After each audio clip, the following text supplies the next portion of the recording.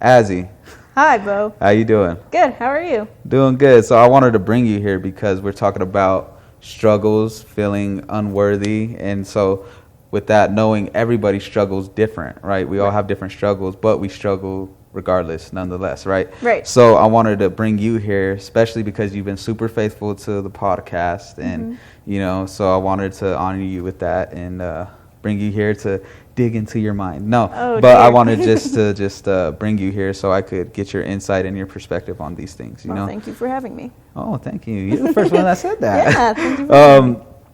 So my first question to you is: do you ever feel unworthy, and how does that affect your thoughts about yourself? It depends on what. So my parents, they do a really good job on making me feel like I'm enough, and they do a really good job on constantly reminding me how much I mean to them. And so with my parents and with my family, yes, they make me feel worthy of something. But with friends and people at school, because of what I've gone through, I have doubts. So really sometimes I don't feel like I feel like I'm unworthy, to them, and what was the last part? So like so that feeling of unworthiness, right, that you have with your friends and stuff, how does that affect your thoughts about yourself? It brings me down because I'm a sensitive person, and I take mainly everything to heart, and I overthink a lot, so it brings me down sometimes. Yeah. So I just think that you probably just feel deep, you feel it deep, and that's not always a weakness. That's a strength, But it does affect us, Thank you for sharing that. That kind of leads to my next question, which would be, how does the feeling of unworthiness connect to your personal struggles within? Like I said, feeling unworthy, it brings me down because, sensitive, overthink. And what was the last part again? I'm sorry. No worries. So the feeling of unworthiness, how does that connect to your personal struggles within? Sometimes, let's take school or basketball, for example. If I'm in a struggle and I have that kind of feeling in me, then I really don't. On the court of basketball, I'm thinking about the thing that's bothering me the most, which is feeling unworthy, rather than basketball. So that messes me up. And then with school, academically, I'm more focused on that mindset instead of what's in front of me. So school. So it kind of takes control of you, right? Yeah. And so would you say that messes up your actions and how you do things? And, yeah. Yeah? How does that affect your everyday life then? Everyday life? Yeah, with that feeling of unworthiness that you're carrying around with you when it does happen. So what do I say? It bothers me because sometimes I'll be fine 1 second, happy in the house, running around with my siblings, and I'll be sitting down in my room watching TV, and that sudden mindset just hits me, and the next second I'm just moody and upset for that reason. I like that you said suddenly, because that stuff can hit you, boom, right? Suddenly, out of nowhere, and I feel like us talking to multiple people, that it is a roller coaster, up and down and up and down, and it, it does get like that. So I'm glad that you mentioned that, and that's pretty honest, Yeah. So my last question for you would be, for you, why do you think your mental health is in a good state and or bad state? I would say they're in both. So I think my mental state is more in a good state because every time I'm down or I'm upset, my parents usually, they notice right away. So they're always there to pick me up. And also I grew up in a very good household with my mom, my dad, my family. Everyone was always there. So I was raised right with manners, respect, responsibilities, you know, mentality. Yeah. Maturity, all that stuff. So I know that I'm doing pretty good because of how I was raised. Now, I would say my mentality is also in a bad state because of people, just people in general. Because people, certain people I'm thinking of, right? I want to say they messed me up, because I would say people in general is the reason why, you know, I'm insecure,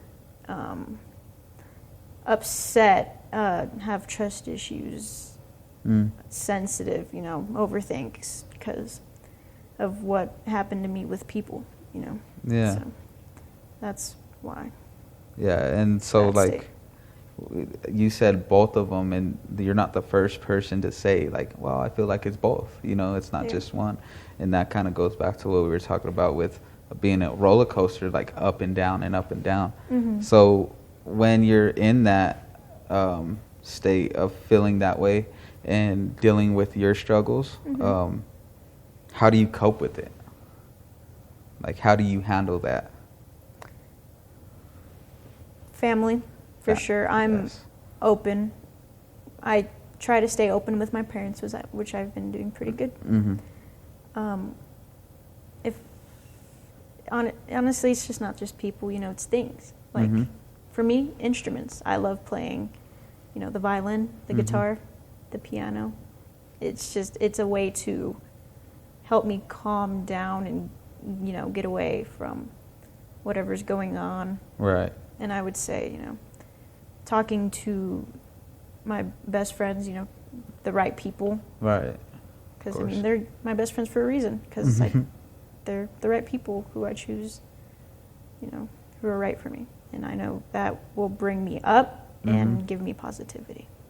Yeah, I like that, because not everybody has, you know, that outlet that you have. Like you said, you love instruments, and you know, or not everybody seeks it and finds it as well.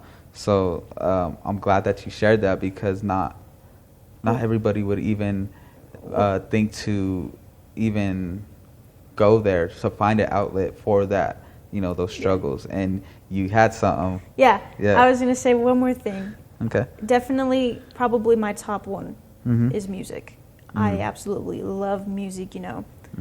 90s, oldies, the music now, you know, different types of music I listen to, and that just helps me escape too. So I'm kind of curious, what is it about music that, that's my number one? Why is that? I don't know. It could be the beat, it could be the lyrics, you know, maybe I'm relating to that song at that time. The singer, you know, the person, especially like in the 90s, like, you know, bunch of like Biggie, Tupac, all that, which I'm really into too. Yeah. Because, I mean, they're cool. They're 90s. 90s, I like them. I love 90s music. Right. So I was just thinking, like, the heart of this is like, thank you for one, being vulnerable, willing to do this, you know, and like, everybody is going through struggles and things that they're dealing with inside, and that feeling of unworthiness, and maybe people don't even know how to cope with that. Right. And so you sharing, this is how I deal with it. For one, family, you know, but then music, and then these outlets that I have, and it really speaks volumes to who you have in your life, you know. So what would you say to somebody like listening right now about who to have around you, the type of people to have around you?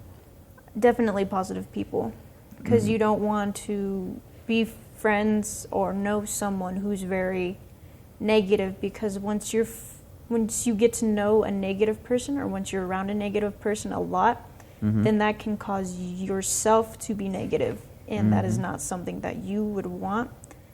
Also, not toxic people. Oh, not toxic. Not toxic people, because then it could turn you toxic, turn you into a bad person. Also, definitely people who know God, who go to church, because those people can talk to you about Him, and No. Yeah.